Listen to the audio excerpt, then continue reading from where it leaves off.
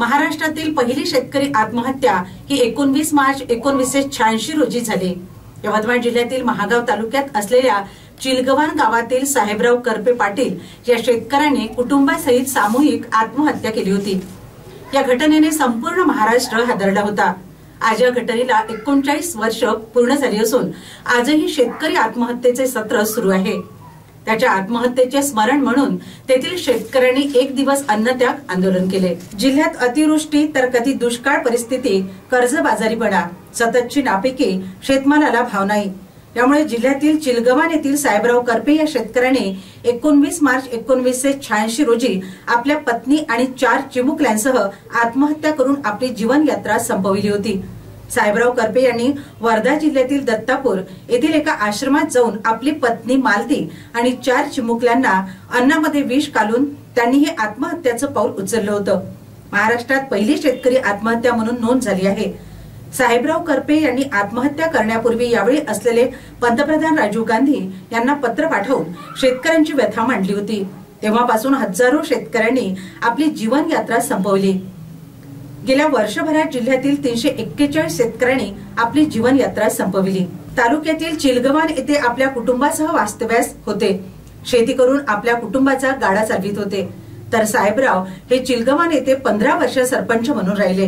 बँकेचे कर्ज, खाजगी कर्ज दिवसेंदिवस वाढत चालले होते। तर दुसरीकडे निसर्गही साथ देत नव्हता, त्यामुळे दरवर्षीच पाहिजे तसे उत्पन्न होत नव्हते। त्यामुळे निरागस झालेल्या साहेबराव करपे यांनी पत्नी मालती, मुलगा भगवान, विश्रांती आणि सारिका या 2 मुली अशा 6 जणांनी वर्धा जिल्ह्यातील दत्तपूर येथे आश्रमात जाऊन साहेबराव करपे यांनी परिवाराला काही न सांगता अन्नामध्ये विष घालून त्यांना खाऊ घातले। त्यानंतर साहेबराव करपे यांनी स्वतःही आत्महत्या करून आपली जीवन यात्रा संपविली। साहेबराव करपे यांचा मृत्यू झाल्यानंतर 2017 पासून चिलगव्हाण येथील शेतकऱ्यांनी एक दिवस अन्नत्याग आंदोलन करून साहेबराव करपे यांना श्रद्धांजली वाहिली। आज 19 मार्च शहीद शेतकरी साहेबराव करपे पाटील यांनी 19 मार्च 1986 ला संपूर्ण कुटुंबासह वर्धा, पवनार, दत्तपूर येथे जाऊन आत्महत्या करून तत्कालीन पंतप्रधान राजीव गांधी यांना पत्र टाकून देशातील शेतकऱ्यांची दुरवस्था जगासमोर मांडली होती।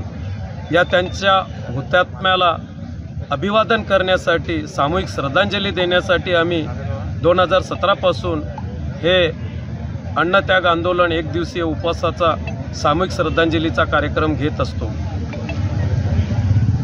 शासन धोरणाच्या मुळे शेतकऱ्यांच्या या आत्महत्या होतात, कारण शेतमालाला हमी भाव नाही, सततची नापिकी, कर्जबाजारीपणा, नैसर्गिक आपत्ती आणि वाढलेलं वैश्विक तापमान आणि घटलेली कृषी उत्पादकता आणि शेतमालाला उत्पादकतेवर येणारा खर्च याचा ताळमेळ बसेना। त्यामुळे चालू खरीप हंगामामध्ये राज्यात मराठवाडा आणि विदर्भामध्ये 2706 शेतकऱ्यांनी आत्महत्या केल्याची कबुली खुद्द दस्तूर पुनर्वसन व मदत पुनर्वसन मंत्री मकरंद पाटील यांनी विधिमंडळात दिली। यावरून याची विदारकता लक्षात येते की किती भयावह विदारक चित्र या कृषीप्रधान देशात शेतकऱ्यांच्या आत्महत्येचं आहे। शेतकरी हा शासन अनास्थेला बळी पडलेला आहे आणि हे शासन धोरणामध्ये आयात निर्यातीचं धोरण आणि जीवनावश्यक वस्तू कायद्यामुळे केंद्र शासनाला अनावश्यक हस्तक्षेप करण्याची संधी मिळते। त्यामुळे शेतीला बंधनमुक्त करून शेतकऱ्याच्या शेतमालाला हमी भाव द्यावं व या होत असलेल्या आत्महत्या थांबविण्यासाठी केंद्र आणि राज्य शासनाकडून शाश्वत व दीर्घकालीन परिणाम देणारे धोरण घेण्यात यावे, अन्यथा हे शेतकऱ्याच्या आत्महत्येचं सत्र चालू राहणार व या आत्महत्या नसून प्रत्यक्ष राज्य शासन व केंद्र शासनाकडून केले गेलेल्या, यंत्रणेकडून केले गेलेल्या हत्या आहेत असं मी मानतो।